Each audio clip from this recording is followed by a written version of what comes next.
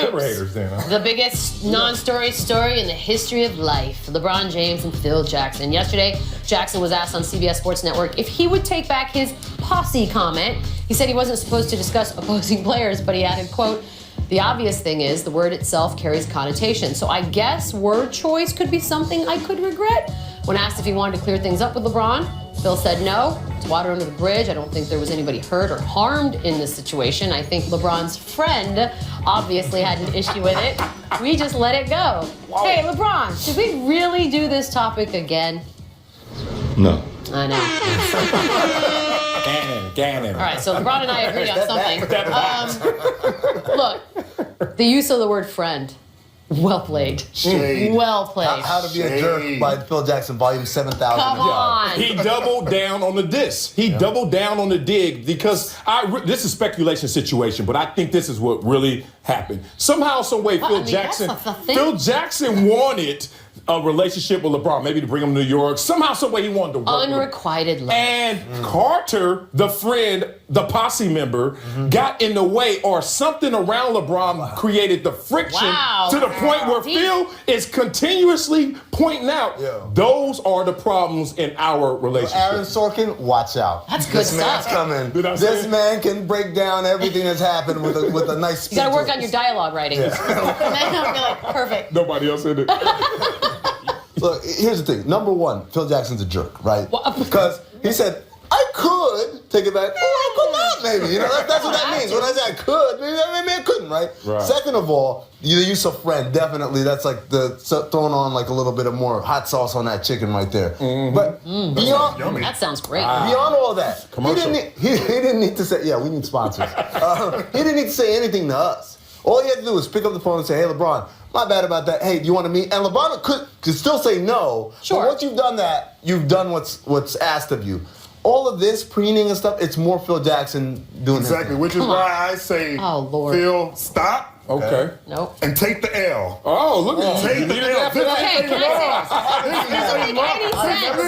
say there's no such thing as an L sign. L octagon. What are you doing? What neighborhood are you in? Stop. Take the L. This is not working out well for you. What you did was offensive. And no, yes, you are right. Funny. Did it hurt somebody? Stop. Yes, sure. Can I help you out? Flip it. Collaborate and listen. Hold on. Enough with the signs. All right? Enough with the signs. But listen to the point. The point is because there are a lot of people that see this kind of conflict and they kind of dismiss it. But this comes from the same sort of mentality in which you have a black athlete. Stop listening. Wait a minute. No, listen. You have an athlete who is naturally talented. You have a white athlete who is a gym rat who works hard. This is the same sort of mentality that Phil Jackson is showing. Wait a minute. No. That's what when you weren't paying attention. I broke it down. Let me speak for white people for 1 second. Go ahead. Yes, speak for all the white people. In this particular case, could it not be as simple as, dare I say, a grown man, Phil Jackson, does not necessarily respect another grown man, Maverick Carter, because he is, in fact, a guy who was LeBron James' buddy, who's now part of this. You're saying Phil Jackson doesn't respect someone who got to greatness hanging on someone else's coattails, like Phil Jackson? Perhaps. You should respect him, right? If that was a situation, that would be absolutely true. Because that's why I would call him friend. But actually, the story is LeBron James took his friends. They all have college degrees. These are not hanger-ons. These are people who I have a college degree. It doesn't mean anything. No. But no. Seen her? He tried to dismiss them as groupies, as just posse members, as friends. These are actually business associates. These are a group of friends that, yes, they were friends, but they're also businessmen. And he does not respect them as businessmen, which is why I say it's the same sort of mentality that makes a black athlete naturally gifted, but a white athlete, a hard worker, a gym rat, someone who earned it. I just don't want to jump to race because it could very well just be. It could be age. It could be power. It could be age. It could be power. You don't have to jump to race. Race is always there. I agree with LZ, but I don't see color. I know you're an African American man. I know. Thank you. We saw Maxwell together last night. Can we talk some football? We did. It was amazing. After another terrible start, Monday. I don't know if you guys know this. I mean, I know you talk a lot of basketball, but Ryan Fitzpatrick's pretty bad at football. He was benched after the game. Todd told the media that the benching was for the rest of the season. The only problem with that is the media found out about it before Ryan Fitzpatrick did. He found out through an assistant coach. Foles had something to say about it. I probably could have handled. Hey, just like another one. It's a New York thing. Like I said, I had a lot on my mind and got some things off my chest, and it kind of went over the wrong way. I'll talk to him. Marcellus? Yes, ma'am. You can't do this, right? You can't let somebody else tell the news. In utopia, you shouldn't do this. You can't do this. But in the status quo of the NFL, this is the norm. And Fitzpatrick knows this because just like the same mantra of next man up, when someone gets hurt, brutally hurt in the football field, we look at him, we say, you're going to be okay. Who takes his place? Just like in this situation, he's not thinking about who did I bench. He's thinking about who is replacing you, and I'm going to put my focus there. I found out I got cut the hardest way possible. Twitter on Christmas? Shut up, all y'all. In my bed watching ESPN. So it's a Saturday morning, like 8 in the morning. SportsCenter's on this loop, like it's always on this loop. And then I'm sitting there, wait, my phone is blowing up like more than usual, like more than the norm. Okay. So finally I'm picking it up, and every message is like, man, it's gonna be all right.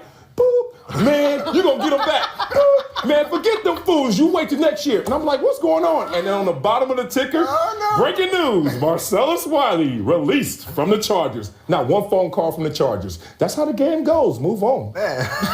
It's real. At least it wasn't your boo that rolled over and said, hey, baby, you've been cut. Yeah. I know. When you said I was in bed on Saturday, I was like, oh man, your girl knew before you? Dang. But it's just such, I guess I'd like to think we're all more professional. No, they delegate the hard part. They always he deserved it, man. He deserved to find out like that. He talking all that trash. All that trash. He was playing awfully, betting on That's himself fair. and all that. Yeah, how's that bet going now? It's like this situation, right? You walk in and you see your bae in bed with someone else. Oh, God. Whoa, Why are you doing this? Hold on, let me finish. Let me finish. You walk in, you find your bae in bed with somebody else, and then they go, well, you never call me back. There's no closure. You don't need closure when it's that bad. Yeah, well, you when ain't it's that lying bad, there. you should just know. Somebody saw Mary J. Blige last night. We did. And Somebody's I'm not angry gonna about shed it. no tear. Bad news. This show. 3 cheers. Y'all have lost your mind. Y'all lost it. Do you know I've been saying this guy's name wrong for my entire life? I mean, I please know. do it for me. Marcin Gortat. Yep. Oh, That's a hard chuck.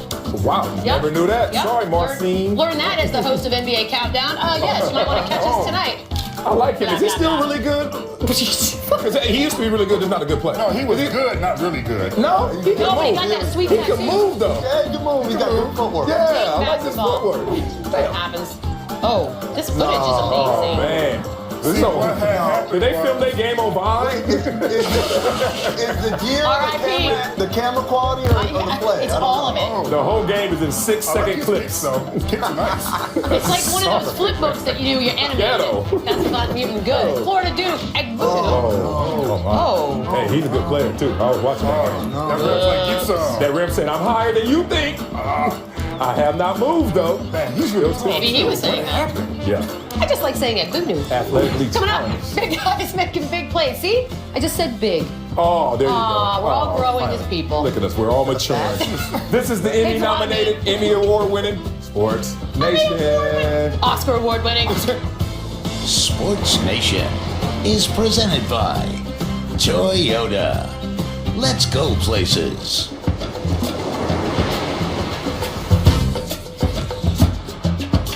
Pound off the tank, we go waka, waka, waka, block 'em.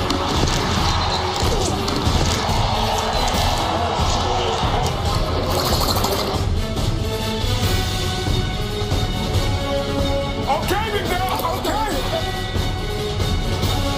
Let's go, baby.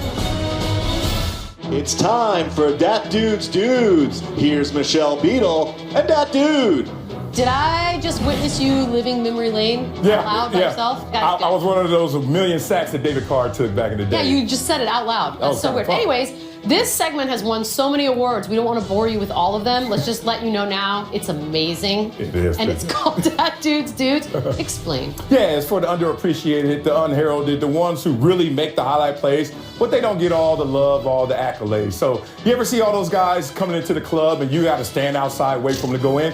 Those aren't that dude's dudes. All the time. It's the guy next to you who's texting those guys to let them in with them. That's that dude's dude. So let's go with the honorable mention right now. My man, Shea McClellan of the New England Patriots. You must go out there and threaten the outside. Look at him lined up at the left defensive end position, more in the linebacker stance. He comes in on a TE stunt and loops around and gets the sack. Now let's see how he did it. And this TE stunt, the first thing, his stance is screaming that I'm going to do an outside pass rush. Look at that angle. Look at that foot. That is telling that offensive lineman, kick out fast and kick out strong. Here comes the outside pass rush. But then, when he feels threatened, look at this. The offensive lineman's looking in the wrong position. What's the score of the game? In a pin position, because now the tackle got him by the inside shoulder, and you create the jackpot right here. Bingo, 2-on-1. And if you see a 2-on-1 situation as the outside looper, you know you have hit pay dirt. You know you got an easy sack. So give Shea McClellan some love for threatening him to the outside. It's all mental. You force it out there. Offensive lineman kicks out here. You forgot about my friend who pinned you and got inside. Looks like the Ramley was not paying attention. Not at all. Looking at this. Give me a break. Third place. Third place is Brian Robinson of the Minnesota Vikings. In life, especially in football, you always go ball over baller. Let's tell you why. Lined up at the left defensive end position. Woo, that's so pretty. That's a collegiate move right there. You don't see that in the NFL too often. Loops around and gets the sack. Let's talk about how this happens. Off the line of scrimmage, watch the stutter step. See the feet? Quick feet, stutter step to throw off the offensive lineman's timing. So he does this. Now he wants the offensive lineman to punch. He does. Now you hit him with the swipe move. Bruce Smith move right there. I used to try it all the time. Hurt my chest. Didn't really do too well. But Bruce used to kill it. But now you can see the offensive lineman in a bad position. One of those. Looking at his shoes. Offensive lineman is leaning. He hit him with the dead arm. Oh, man. Now, this is when you go for the ball over the baller. Listen, kids, this is a lesson. Don't try and get the sack. Get the sack force fumble. And that's what he did. Amazing play right there. I just learned something. You learned that right there. When you see it in that position, most guys want to go hit him and then hope the ball comes out. Attack that Why ball. hope when you can make it happen? You can make it happen. Big play right there. Brilliant. Second place? Let's go with Coney Ealy. Let's do it. I like Coney Ealy of the Carolina Panthers. Don't like the team as much this year, but you had a great play in this game, and we're going to point it out. You got to get skinny. And this is what Coney Ealy does on this play. Lined up.